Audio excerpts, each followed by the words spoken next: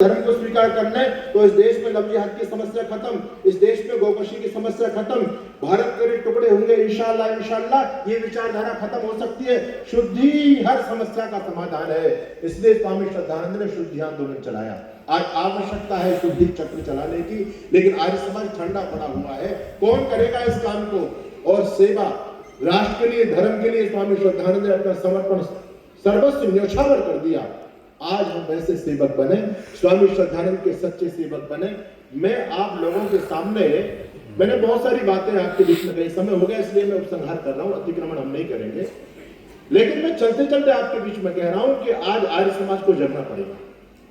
भाई हम बहुत सो लिए। आर्य समाज दुनिया की सबसे बुद्धिजीवी विचारधारा है, हमारे पास में हर चीज का समाधान है। आज मुल्ला मौलवी पार्टियों की नाक में नकेल डाल सकते हैं तो केवल हम डाल सकते हैं। इस खंड भारत के जो अंदर जो अलगाववादी विचारधाराएं फैलती चली जा रही है, उन विचारधाराओं का समाधान कर सकते हैं तो हम कर सकते हैं। और इस देश में जो देश को तोड़ना, खत्म करना चाहते हैं, उन जयचंदों का भी फन कुचल सकते हैं तो हम कुचल सकते हैं। और जो लोग हमारे मठ मंदिरों को टारगेट करना चाहते हैं, उनको भी मुंहतोड़ जवाब दे सकते हैं तो हम दे सकते हैं। लेकिन हम लोग आज सोए हुए हैं। आर्यों, आज आवश्यकता है कि हम जगें। हम ऋषि दयानंद के मानस पुत्र हैं, हम अपने सिद्धांतों को लेकर के आगे बढ़ें। सिद्धांत छूट गया तो कुछ भी नहीं हो सकता। आप अपने सिद्धांतों में दृढ़ बनिए, मजबूत बनिए। स्वामी श्रद्धानंद, पंडित लेखराम जैसा भाव अपने हृदय में जगाइए और इस देश को बदलने का एक जुनून अपने हृदय में पालिए। और निश्चित रूप से अब घर से बाहर निकलने का समय आ चुका है, ज्यादा समय हमारे पास में नहीं बचा है। देश के हालात बहुत अच्छे नहीं हैं, इसके लिए मैं भी संकल्प लेता हूं और आपको भी संकल्प लेना चाहिए कि हम भारत देश के लिए कुछ विशेष काम करके जाएंगे। मेरा जीवन निष्फल नहीं जाएगा, मैं मां भारती के लिए कुछ ना कुछ जरूर करके जाऊंगा, आर्य समाज के लिए जरूर कुछ ना कुछ करके जाऊंगा। ये संकल्प आप लोग यहां से लेकर के जाएं। मैं ज्यादा न कहते हुए मैं बस आप लोगों के सामने यही निवेदन करूंगा कि अपने पास में जितना सामर्थ्य है, तन मन धन से हम राष्ट्र के लिए अपने आहुति देंगे। अगर ये राष्ट्र सुरक्षित है तो हम सुरक्षित हैं, अगर राष्ट्र सुरक्षित है तो हमारी बहन बेटी सुरक्षित है, और यदि राष्ट्र सुरक्षित नहीं रहा तो हमारे हाथ में कुछ भी आने वाला नहीं है। देश के हालात बहुत खराब होते चले जा रहे हैं। इसलिए मेरा निवेदन आप लोगों से कि भाई एकता के सूत्र में बंधो और एक सकारात्मक पहल समाज में करो। उसके लिए मैं तैयार हूं। मैं कोई नेता बनना नहीं चाहता, याद रखना। मैं ऋषि दयानंद सरस्वती का मानस पुत्र हूं। और मैं आपसे बता दूं कि यदि मैं भी सिद्धांतों में घालमेल करने लग जाऊं, जैसे आजकल एक पैटर्न चल पड़ा है कथाओं का, तरह तरह के हमारे आर्य समाजी लोग भी गड़बड़ करने लग गए, मैं यदि गड़बड़ करने लग जाऊं तो मेरे पास में कोई धन संपत्ति का अभाव नहीं होगा। लेकिन नहीं, मेरे आदर्श स्वामी श्रद्धानंद है, मेरे आदर्श महर्षि दयानंद सरस्वती हैं। आज देश के हालात क्या है? हम लोगों को बहका फुसला करके धन एकत्रित कर सकते हैं, लेकिन देश को इन हालातों से बचाएगा कौन? इस देश को निकालेगा कौन? इसके लिए एक संकल्प लेकर के आगे बढ़ेंगे। मेरा उद्देश्य केवल मंचों पे जाकर के दक्षिणा लेना नहीं है। मैं आने वाले समय में एक सकारात्मक पहल समाज में करना चाहता हूं। मैं देख रहा हूं स्वामी श्रद्धानंद को, तभी से मैं सामने बैठा हुआ। मैं अपने मन में यही सोच रहा हूं कि मेरे पिता, मेरे गुरु, मेरे आचार्य, मैं तुमको क्या श्रद्धांजलि आज समर्पित करूं। आज आपका बलिदान दिवस है, तुम हमारे लिए बलिदान हुए हो। अब हमारा भी तो एक कर्तव्य बनता है कि हम आपके पथ पर कैसे आगे बढ़े और कैसे इस राष्ट्र को इन विषमताओं से दूर करें। इसके लिए मुझे और आपको अब खड़ा होना पड़ेगा। मैंने तो पूरा जीवन राष्ट्र के लिए जीने का संकल्प लिया है और आने वाले समय में मैं एक विशेष अभियान लेकर के समाज में उतरूंगा। उसके लिए मुझे आप सभी का सहयोग चाहिए, तन मन धन से चाहिए। अगर आप हमारे साथ होंगे तो निश्चित रूप से स्वामी श्रद्धानंद और महर्षि दयानंद के स्वप्नों का भारत का हम निर्माण करेंगे। निराशा में बिल्कुल मन में पालने की आवश्यकता नहीं है।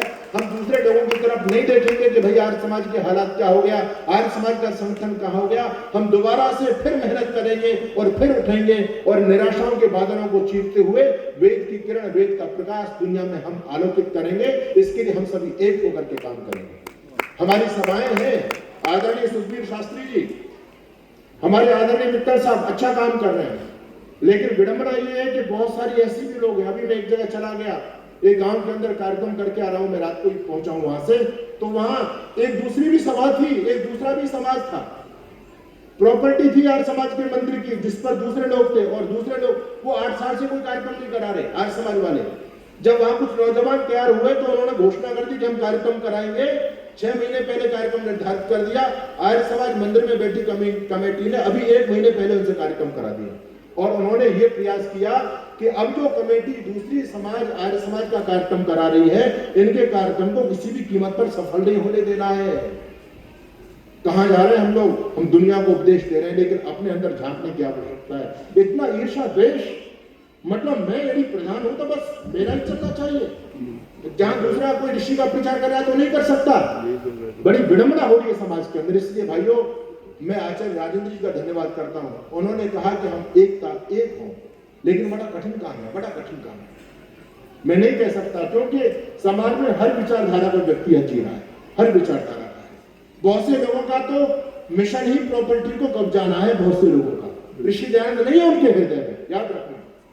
जिसके हृदय में ऋषि दयानंद, स्वामी श्रद्धानंद पंडित लेखराम दिखाई देंगे, वो कभी भी प्रॉपर्टी के लिए नहीं मरेगा, वो कभी पदों के लिए प्रयास नहीं करेगा, वो तो काम करेगा। लेकिन कभी कभी ऐसा भी होता है कि अच्छे लोग तो काम करने लग जाते हैं और वैसे लोग पदों को कब्जा लेते हैं, फिर काम होगा तो होगा कैसे? इसलिए भाई, अच्छे लोगों का साथ दो। आप ईमानदारी से जानते हैं कि कौन व्यक्ति अच्छा काम कर रहा है। मनुष्य का आत्मा सत्य को जानने वाला है। आप सब जानते हैं कि कौन अच्छा आदमी है, उसी के हाथों को मजबूत करना है। हमको गलत व्यक्ति का साथ नहीं देना। गलत व्यक्ति का साथ दे रहे तो हम आर्य किस बात के हो गए? सोचो इस बात को।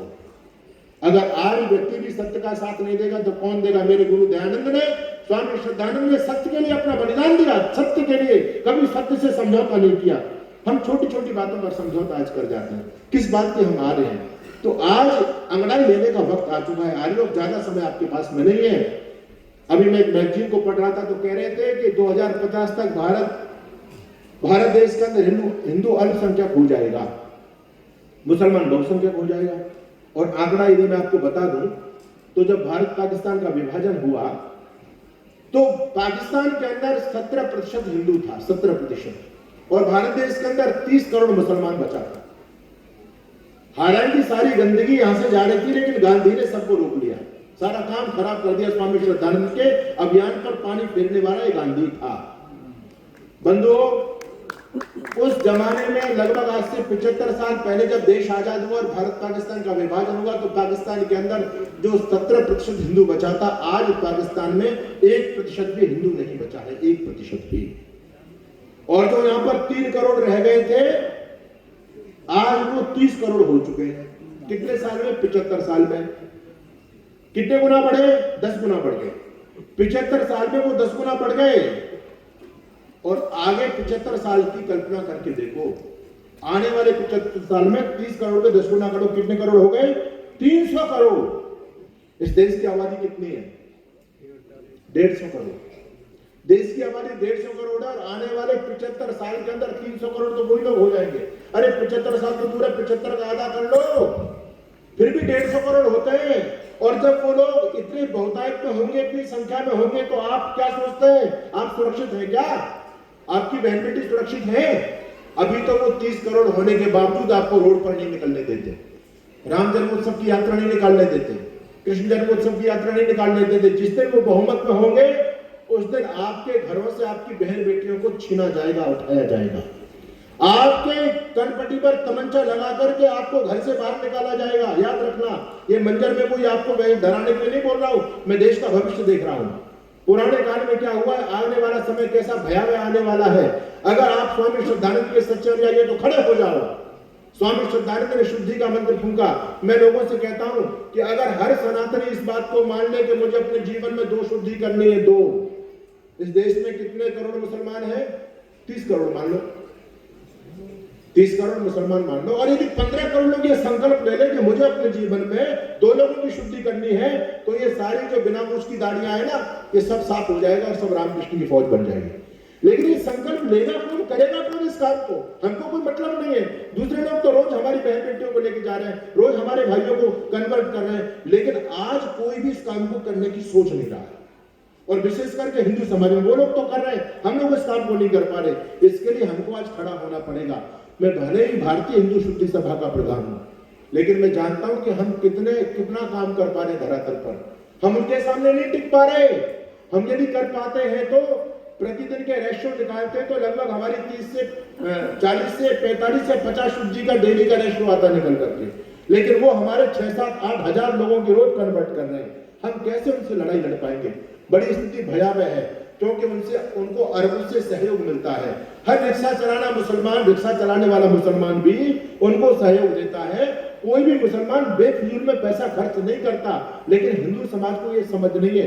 हिंदू समाज के व्यक्ति तो 200 करोड़ का मुकुट मूर्ति को चढ़ा सकता है। हिंदू समाज का व्यक्ति तो भगवान जी के मुकुट में 100 करोड़ की हीरे जड़वा सकता है, भगवान जी को छत्र सोने का चढ़ा सकता है, मंदिर की दीवारों पर सोने का पानी चढ़ा सकता है, लेकिन उसको ये नहीं पता कि ये देश कैसे बचेगा, मंदिर कैसे बचेंगे, ये मंदिर बचे रहे, तुम्हारे रामकृष्ण की पूजा मंदिरों में होती रहे, इसका विचार हिंदू के दिमाग में नहीं है। ये सोचा था स्वामी श्रद्धानंद जी महाराज ने। इसलिए हम लोग एक बने और शुद्धि पर विशेष काम करें, नहीं तो आने वाला समय बहुत भयावह होगा। इस देश में जंगे हालात बनते चले जा रहे हैं और याद रखना, आने वाले समय में देश में भयंकर मारकाट मचेगी। उसके लिए आप लोगों को सभी को तैयार रहना चाहिए। समय जो जा रहा है वही समय जा रहा है। आप ये ना समझना कि आपको मोदी बचा लेंगे, योगी बचा लेंगे। कोई भी मोदी योगी आपको बचाने के लिए आने वाला नहीं है, याद रखना। वहां दीपू मारा जा रहा है, किसी ने बचाया? और अपने बांग्लादेश के अंदर, बंगाल के अंदर 700 हिंदुओं ने पलायन किया, कोई बचाने के लिए वहां पहुंचा? कोई नहीं बचाएगा। बचाएगा तो आपका परिवार, आपके रिश्तेदारी आपका साथ दे सकते हैं, बाकी कोई सरकार साथ नहीं देती। इस भ्रम में आप लोग ना बैठे, अपने परिवार को सशक्त करें, अपने बच्चों को मजबूत बनाएं, केवल खिलौना ना बनाएं, उन बच्चों को तैयार करें, उनको फौलादी बनाएं, क्योंकि आने वाला समय बहुत भयावह है, बहुत भयावह समय है। आप लोगों ने खूब सोना एकत्रित किया है, लेकिन सामने वाला दुश्मन जब तलवार लेकर के आएगा तो सोने से नहीं लड़ा जाएगा, तलवार हथियार घर में होना ही चाहिए। तो संस्कृति तभी बचेगी जब आपके हाथ में शस्त्र होगा। तो वो दोनों तरह की तैयार करनी है, वैचारिक लड़ाई और शास्त्रीय लड़ाई, दोनों लड़ाई समाज में चल रही है। तो विचारधारा की लड़ाई का समाधान भी आर्य समाज देता है और शस्त्र का संचालन भी आर्य समाज ने सिखाया। ऋषि दयानंद तो इस पर विशेष बल देते हैं कि हम समग्र बने, हमारा परिवार बड़ा हो, हमारे बच्चे संस्कारवान बने और हम सभी योद्धा बने। हम आलसी प्रमादी बने रहेंगे तो अपने देश की मिट्टी को अपने हाथों से खो देंगे। इसके लिए बलवान बनने की और संकल्पवान बनने की आज आवश्यकता है। हम सभी एक होकर के एक उद्देश्य को लेकर के आगे बढ़ेंगे तो निश्चित रूप से स्वामी श्रद्धानंद और महर्षि दयानंद के मिशन को पूरा करेंगे। भाई आप लोग सभी इसमें अपना योगदान दीजिए। और मैं फिर कहता हूं, मैंने जीवन में जो संकल्प लिया है, मैं केवल आपको प्रवचन के लिए आप कहेंगे स्वामी जी आप क्या कर रहे हैं, मैं जो करूंगा, मैं तो कम से कम ये चाहता हूं कि जब भी भगवान ने मुझे श्वासें दी हैं तब तक मेरा जीवन है, जब तक मैं कोई ना कोई काम जरूर ऐसा करूंगा कि जिससे मानवता की भलाई होती रहे। स्वामी श्रद्धानंद और महर्षि दयानंद का मिशन अनवरत रूप से चलता रहे।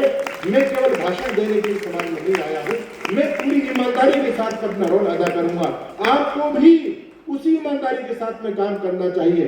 अगर आप काम नहीं करना चाहते, नहीं कर सकते, आपके पास में योजना नहीं है, योजना आपको हम देंगे, हम आगे काम करने के लिए आगे बढ़ेंगे, आप हमारा साथ दीजिए। अगर आप धर्म के लिए नहीं लड़ सकते तो जो धर्म के लिए लड़ रहा है कम से कम उसके साथ खड़े हो जाइए। और साथ खड़े होने की हिम्मत यदि आप में नहीं है तो उसको दूर से सहयोग कर दीजिए। और दूर से सहयोग भी नहीं कर सकते हो तो कम से कम उसके समर्थन में 2 बोल बोल दीजिए। और यदि आप उसके समर्थन में 2 बोल भी नहीं बोल पाए तो फिर हम कैसे इस राष्ट्र को बचा पाएंगे।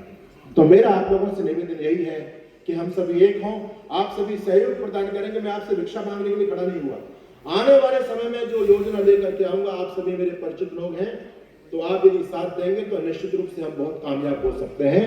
शिक्षा दीक्षा की बात ही क्या, दुष्टों के अरमान को चल देंगे। और सहयोग आपका यदि मिला तो हम इतिहास बदल देंगे।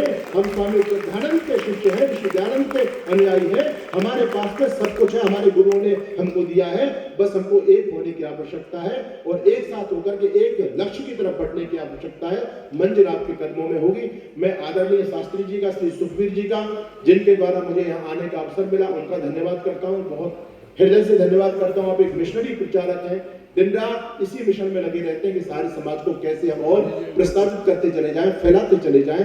और उनकी पूरी टीम का, आर्य केंद्रीय सभा का मैं धन्यवाद करता हूं। और हमारे आदरणीय आचार्य श्री राजेंद्र जी का भी मैं धन्यवाद करता हूं कि आचार्य जी ने मुझे 2 बार सम्मान दिया है।